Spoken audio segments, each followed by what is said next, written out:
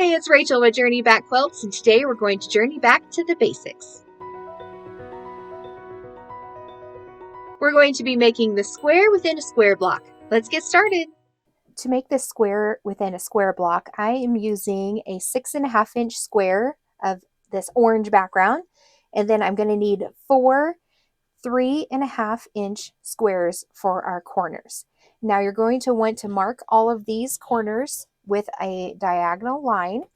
So because I'm using a black fabric, I'm using my Choco liner, which is a really handy tool. It just draws this little dotted chalk line. Oop. Make sure my ruler doesn't slip. There we go. And you're going to do that to all 4 of your pieces. And then we're going to put them in the corner. This is going to replace the orange corner. So I'm going to match up those raw edges as best I can. Then we're going to sew right on that line on the diagonal. I'm going to sew this corner and the opposite corner first, and then we'll take it to the ironing board before we put the other 2 on. So let's go to the sewing machine. I'm going to switch out my foot to an open toe foot so I can see where my line is a little better. You can use your 1/4 inch foot if you want to just leave that on your machine. That's just fine. So I'm going to put my needle down right in the corner. I'm also using this diagonal seam tape. So the corner of my black block is going to line up right with the center line of that tape. Okay, and we're just going to sew that down.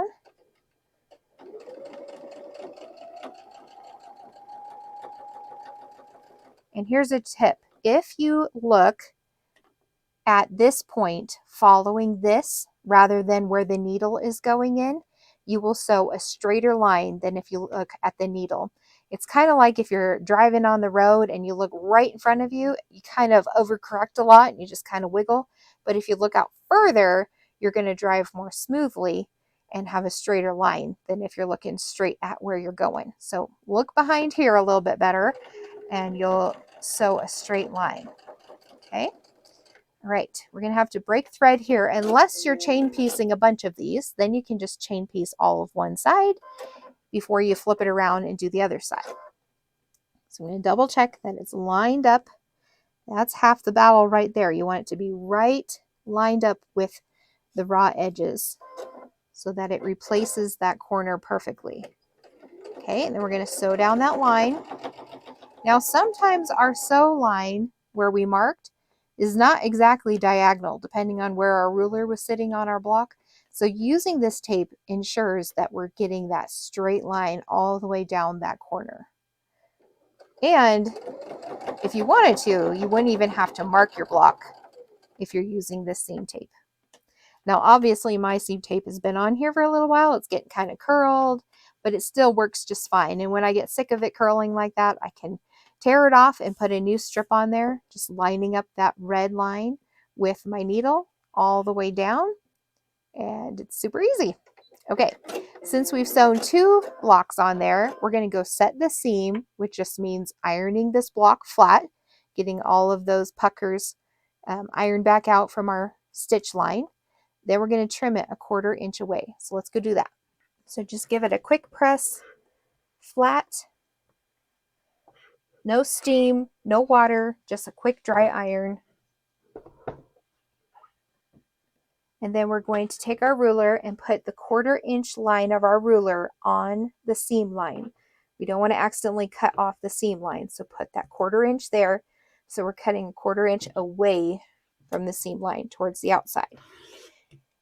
And like the other videos, if you make blocks like this, you can just sew it down at a 1/4 inch seam and have some half square triangles ready to go rather than throwing these away. But if you just want to toss it, that's fine too. Okay, we're going to do the other side.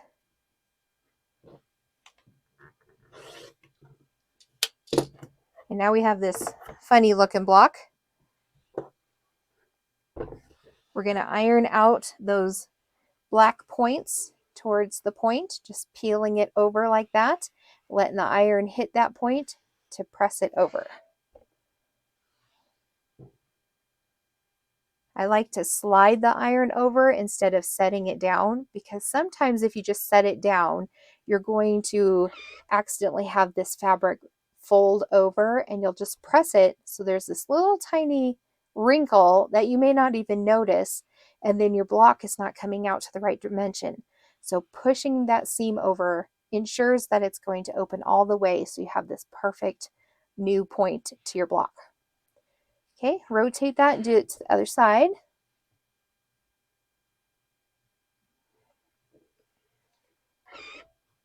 All right, isn't that a fun block? You could make blocks just like this for a very cool looking quilt.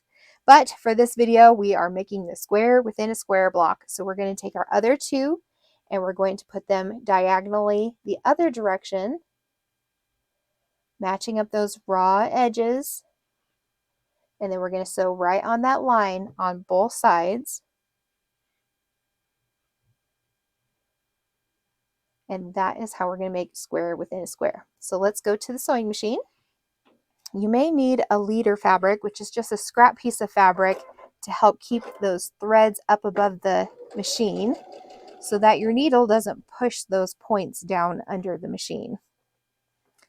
Because we have so much fabric building up here from our other seam on this block, that sometimes needles don't like pushing through all of that fabric at the beginning,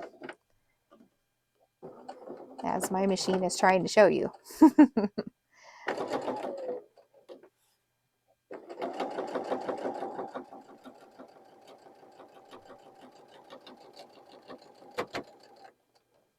Okay.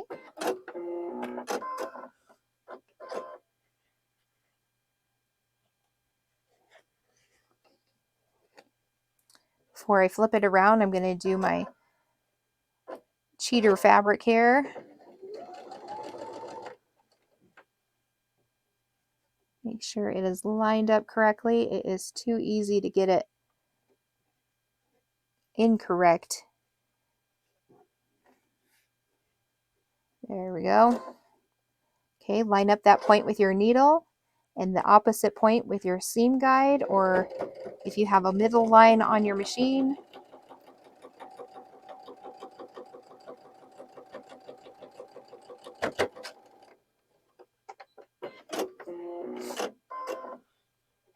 Boy, that last stitch my machine really didn't like.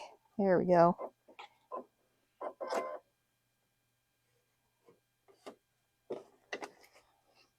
Okay, clip apart the connecting thread. Let's go iron this down first. Just set those seams.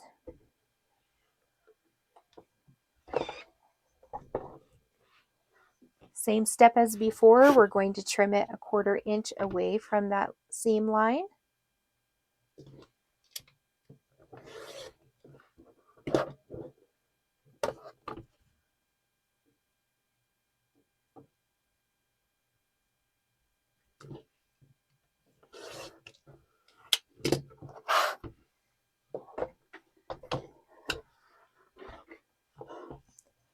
And now we're going to press those points going out, just like we did before, sliding the iron into them.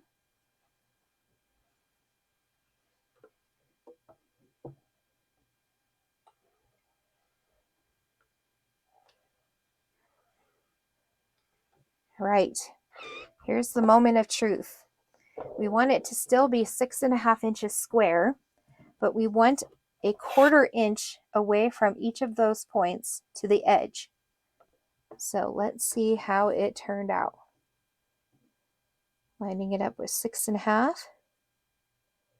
Or you can line up the points with 3.25 and 3.25, and that will give you a more accurate measurement if everything is centered. And my block looks good. There's a 1/4 inch this way, and this way, and this way, and this way. Yes, that's exactly what we want. Great job. Hey, thanks so much for joining me in making this square within a square block. I hope that this tutorial was helpful for you. If you would like more tips, tricks, and tutorials, I invite you to join our society page, where you'll get a library full of tutorials to help you on your quilting journey. Next week, we'll be making the hourglass block. I'll see you then.